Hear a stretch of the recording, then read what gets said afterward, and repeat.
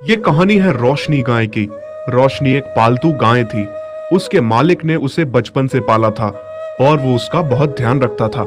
लेकिन जैसे जैसे रोशनी बड़ी हुई, उसकी कदर खत्म होती चली गई। उसका कारण था कि वो दूध नहीं देती थी। एक बार उसके मालिक से उसका पड़ोसी बोला, अरे मोहन, इस बिना दूध वाली गाय का तू क्या कर रहा है?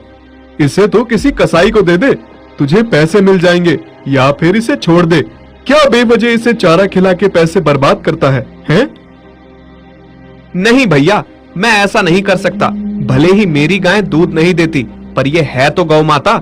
मैं इसे कसाई को नहीं दे सकता और ना ही इसे कहीं छोड़ सकता हूँ। फिर एक काम कर, मेरी बात मान, इसे तू एक बार क्रॉस करा कर देख। बच्चा हो जाएगा तो क्या पता दूध आना शुरू हो जाए। हाँ भाई, मैंने कई बार कराया है, लेकिन हर बार खाली निकल जाती है। इस बार फिर से कोशिश करूंगा, क्या पता बच्चा होने पर इसे दूध आना शुरू हो जाए। वैसे अब ये मेरे किसी काम की नहीं है, पर फिर भी देख लेता हूँ। इतना कहकर पड़ोसी वहां से चला जाता है। मोहन की लाख कोशिशों के बाद भी रोशनी दूध नहीं देती। इस वजह से उसका मालिक उसे सूखा चारा देता था और बाकी जितने भी गाय भैंस थी वो सब हरा हरा चारा खाती थी। एक दिन चंपा गाय रोशनी गाय से कहती है, अरे रोशनी, तेरा जीवन भी क्या जीवन है। मालिक तुझे सूखी सूखी घास देता है और हमें देख, हरी हरी ताजा ताजा घास खाते हैं। अगर तू भी दूध दे रही होती तो मालिक तेरा भी उतना ही ध्यान रखते जितना हमारा रखते हैं। हाँ चंपा बहन, मैं जानती हूँ, पर मैं क्या करूँ? दूध आना ना आना मेरे बस की बात नहीं है। मैं तो खुद चाहती हूँ कि मैं मालिक को कुछ तो फायदा करवाऊं, नहीं तो पड़ोसी की बात में आकर क्या पता मालिक एक दिन मुझे सही में कसाई के हवाले कर दे। हाँ रोशनी, ऐसा हो तो सकता है, क्योंकि मालिक तुझे फ्री का कब तक खिलाएगा? तू किसी काम की ही नहीं है। अगर तू दूध देती तो मालिक उसे बेचकर उनका फायदा होता। खैर, अपनी अपनी किस्मत। चल हम चलते हैं, हमारे दूध देने का समय हो गया है। चंपा की बातें सुनकर रोशनी बहुत दुखी हो जाती है। ऐसे ही समय बीत जाता है और कुछ महीने बाद रोशनी गर्भवती हो जाती है। तब बाकी की गायें उसका मजाक बनाती हैं। रोशनी बहन, सुना है तुम गर्भवती हो?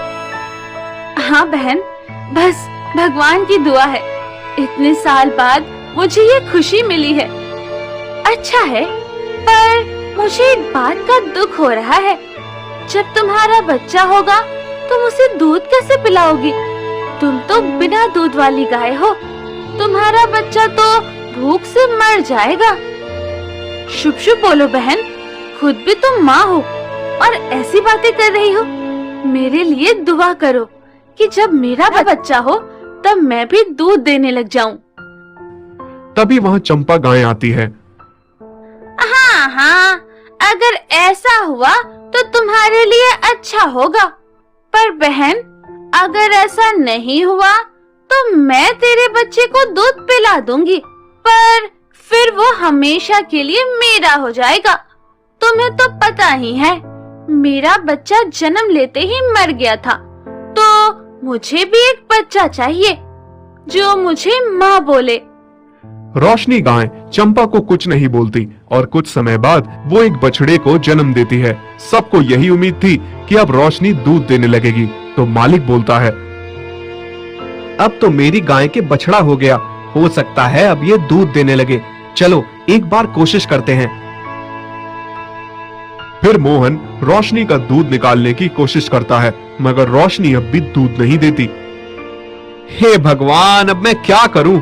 इस गाय ने बछड़ा भी दे दिया, लेकिन इसका दूध तो अभी तक नहीं आ रहा। अगर ये दूध नहीं देगी तो इसका बच्चा दूध कहां से पिएगा? इस गाय का कोई फायदा नहीं है। भला बिना दूध वाली गाय को मैं कब तक पालूंगा? अब मुझे इसे कहीं भेज देना चाहिए।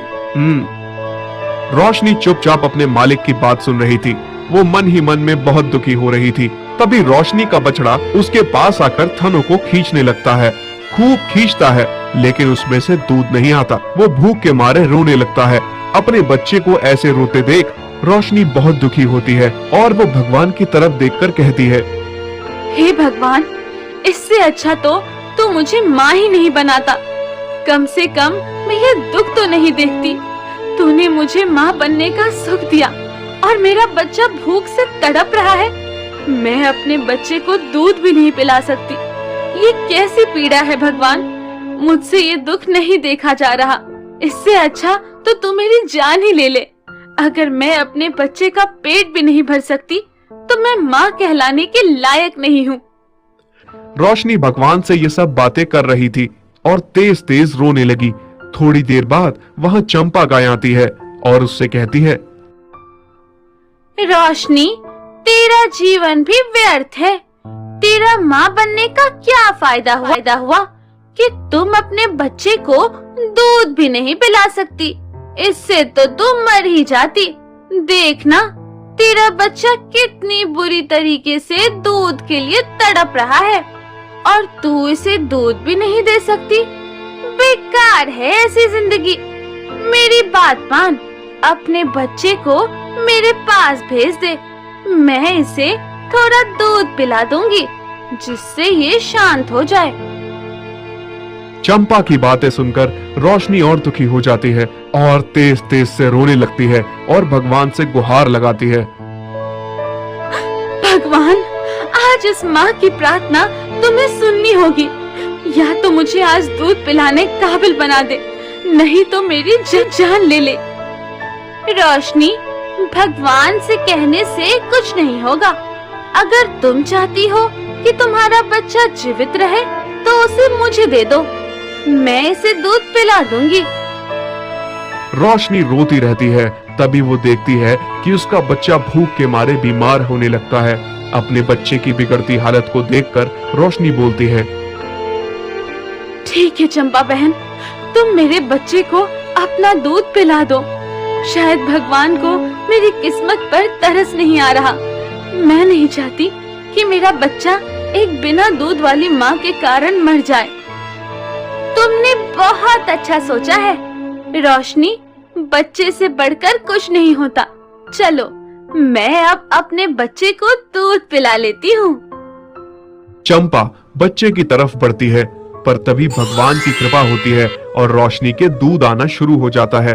रोशनी का बच्चा उठकर अपनी माँ का दूध पीना शुरू कर देता है और उसका पेट भर जाता है। बछड़ा फिर सो जाता है।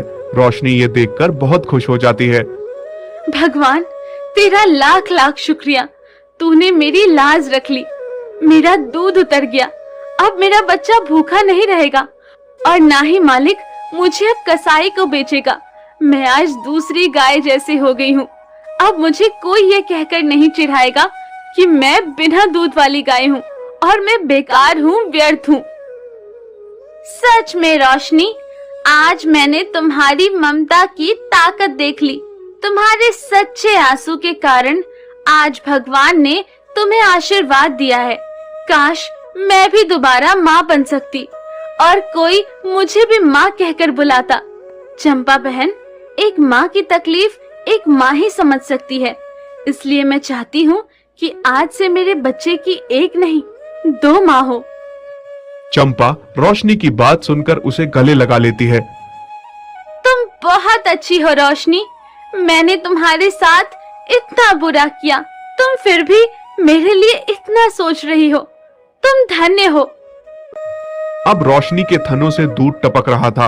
ये देखकर मालिक भी बहुत खुश हो जाता है और बाल्टी में उसका दूध निकालने लगता है।